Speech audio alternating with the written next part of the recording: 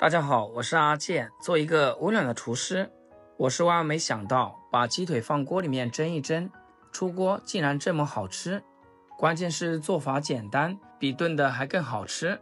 首先根据家的人数准备适量的鸡腿，平时买的是大鸡腿，今天去的比较晚，只有这种小琵琶腿，所以就多买了2个。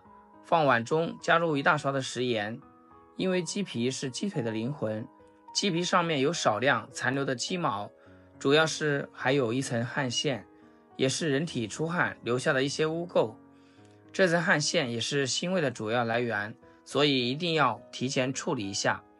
食盐有很强的摩擦力，经过这样处理之后，我们吃着也更加的放心。像这种新鲜的鸡腿，我们是不需要焯水的，因为焯过水之后，鸡腿的营养很容易流失，吃起来的口感也会大打折扣。接下来一步也很关键，往里面倒入101度的开水，把鸡皮烫一下，迅速的紧缩，变得更加的有弹性，做出来的菜品也更加的脆爽。而且烫过之后，鸡皮表面的一层油脂也被烫出来了，吃的时候也没有那么腻口。烫的时间不能太长，烫1分钟就差不多，然后给它夹出来，再放回大碗中。我们再来准备点配料，1小块生姜，先切成薄片，然后再切成细丝。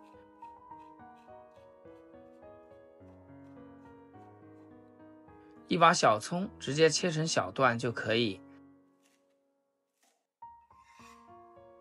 切好放入鸡腿的碗中，然后往里面倒入1包30克的盐焗粉。盐焗粉的配料很简单，它就是由王橘子、沙姜和盐研磨而成的。如果买不到这种，咱们也可以用黄栀子和盐来代替，因为它都是天然的增色剂，没有色素。下手抓住葱姜汁，最好不要用料酒，因为料酒的味道很冲，那样的话会影响鸡腿的鲜美度。我们一定要多涂抹一会儿，使鸡腿的表面都能均匀上色。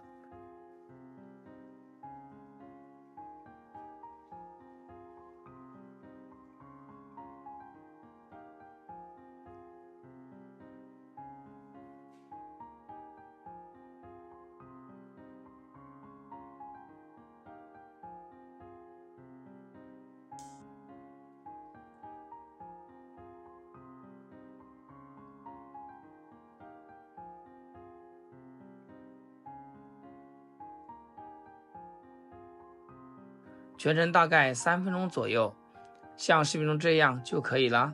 给它先放一边，腌上个2小时。鸡腿腌制入味以后，我们来看一下，颜色特别的鲜亮，然后稍微给它翻一下，把里面的葱姜挑出来不要，再把鸡腿放入另一个小一点的碗中，里面腌制的料汁可不要浪费了，全部倒进来，然后给它冷水上锅，水开后计时，大火蒸20分钟。时间到，打开盖子，这样简单的盐焗鸡腿就蒸好啦。浓浓的香味迎面而来，用筷子能轻轻的穿透，而且表面没有血水渗透出来，就证明这个鸡腿肉已经完全蒸熟了。我们给它取出来，稍微放凉一下。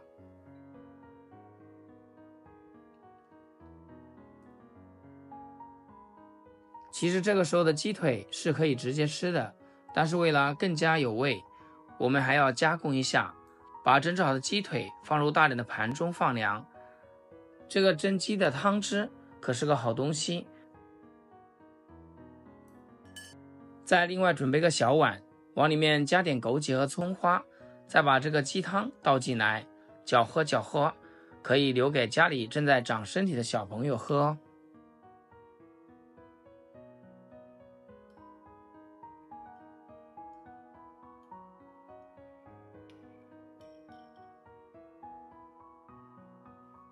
再另外准备1块老姜，像视频中这样拍一拍，先把姜蓉全部拍下来。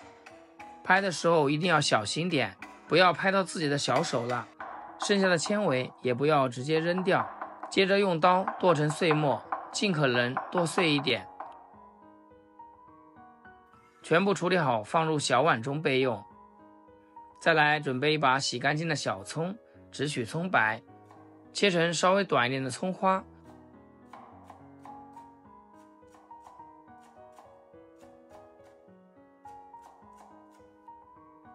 切好和姜末放一起。接下来往碗中倒入滚烫的热油，激发出葱姜的香味，再简单的来调下味，加入少许生抽酱油就可以。再来点鸡汤，我们吃的就是食材的本味，不需要过多的调味料，用勺子充分的搅拌均匀。哇，这个料汁也太香了吧！葱姜的香味特别浓郁，彻底的拌匀之后先放一边。放凉的鸡腿戴上一次性手套，给它撕成小块。亲爱的朋友们，制作视频不易，阿健每天分享简单实用的家常菜。要是今天这个视频对你厨艺有所提升的话，请记得给阿健点个 like， 或者评论转发出去，让更多朋友学会。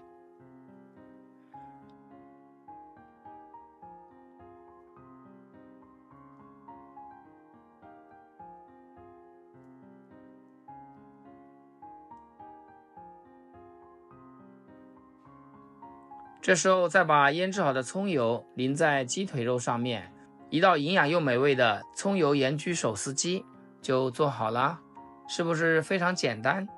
鸡腿富含优质的蛋白质以及维生素和微量元素，相比其他肉类，鸡腿的脂肪含量相对适中，而且多为不饱和脂肪酸，适量食用不仅不会给身体造成过多的负担，还能为身体提供必要的能量，满足营养的要求。